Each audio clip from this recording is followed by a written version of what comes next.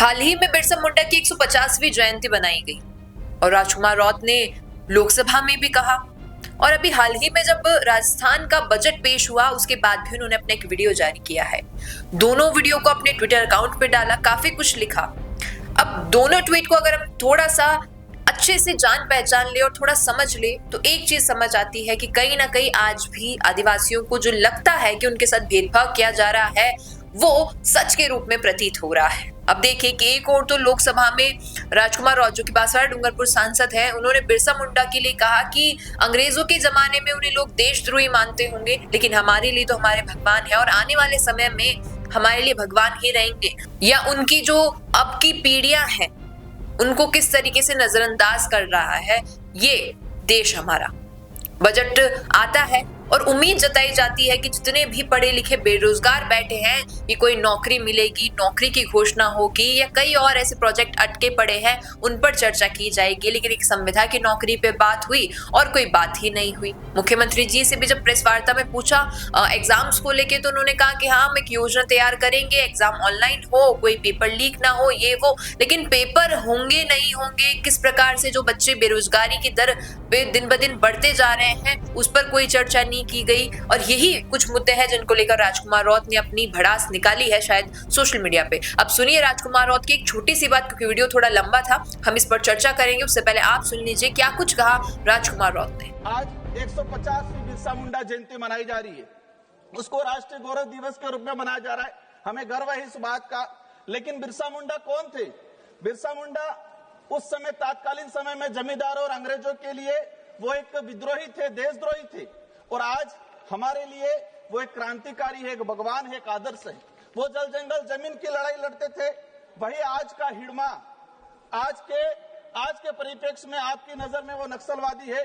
लेकिन हो सकता है कि भविष्य में के आने वाली पीढ़ी के लिए वो बिरसा के रूप में जाना जाए।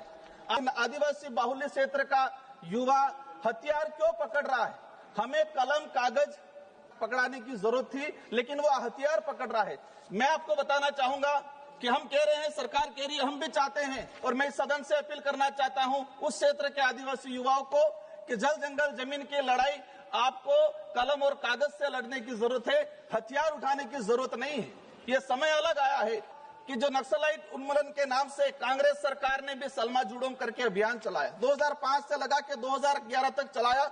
उस समय क्या हुआ? एक खूनी संघर्ष हुआ, एक खूनी खेल खेला गया सरकार के द्वारा।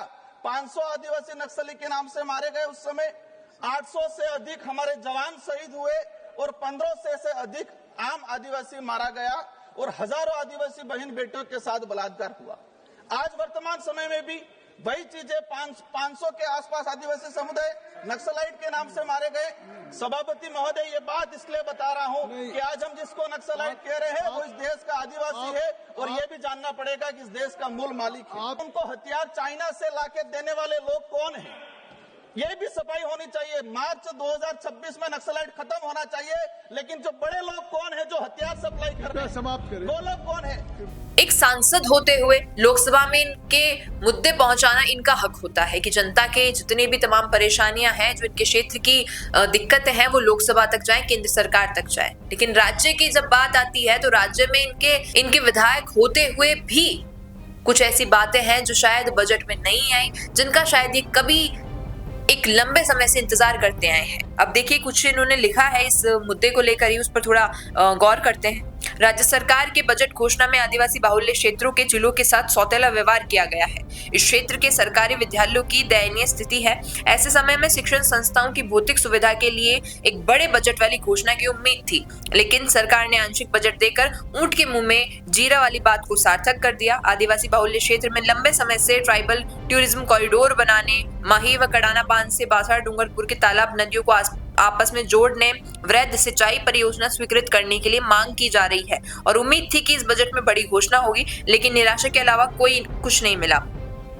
आदिवासी क्षेत्र में शिक्षित युवाओं को सरकारी नौकरी के पैकेज की उम्मीद थी, लेकिन युवाओं को भी निराश किया गया। और ऐसा इन्होंने पहले अपने वीडियो में भी कहा कि जहां पर बच्चों के हाथ में कलम और पुस्तक होनी चाहिए, वहां पर बच्चों के हाथ में औजार और हम कहते हैं जिनसे जैसे बंदूक या फिर कोई चाकू छुरी इसलिए आ रहा है क्योंकि सरकार ध्यान नहीं दे रही है उनके भविष्य के ऊपर। बच्चे पढ़ाई लिखाई करते हैं, उम्मीद करते हैं कि हमें नौकरी मिलेगी, लेकिन कोई नौकरी नहीं मिलती है, जिसकी वजह से जो बेरोजगारी की दर है वो दिन ब दिन बढ़ती जा रही है। और जिसके चलते यही होता है कि बच्चों के हाथ में पुस्तक और कलम से छूटकर कहीं ना कहीं औजार आने लगते हैं। अब देखिए, ये सारी बातें इसलिए जरूरी है करना क्योंकि आदिवासी बहुल्य क्षेत्र में अधिकतर लोगों को यही लगता है, और अधिकतर क्या कहे कि ज्यादातर लोगों को बहुत बड़े रेशो में यही लगता है कि उनके साथ आज भी भेदभाव किया जा रहा है। जिस तरीके से उन्हें हाल ही के एक वीडियो में राजकुमार रौत ने कहा था कि पट्टे नहीं दिए जाते उनकी प्रॉपर्टी पर, उन्हें अतिक्रमण माना जाता है, अतिक्रमणकारी कहा जाता है, जो कि वंशज हैं इनके बड़े बड़े वीर वीरांगनाओं के, लेकिन फिर भी उन्हें आज के समाज में इतना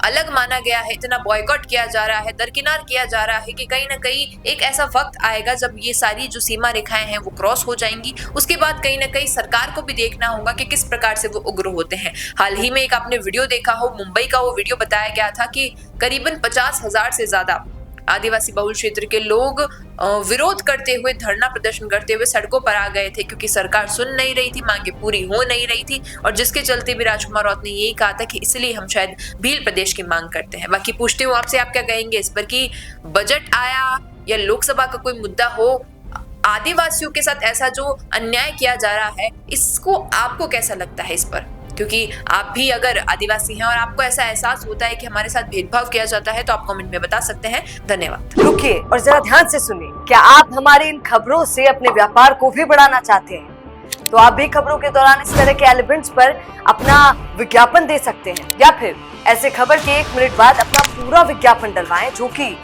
8 लाख से ज्यादा सब्सक्राइबर्स और फॉलोअर्स वाले द फैक्ट इंडिया चैनल्स और पेजेस से राजस्थान के कोने कोने में पहुंचेगा, और इससे आपका व्यापार, ब्रांड सब कुछ बढ़ेगा।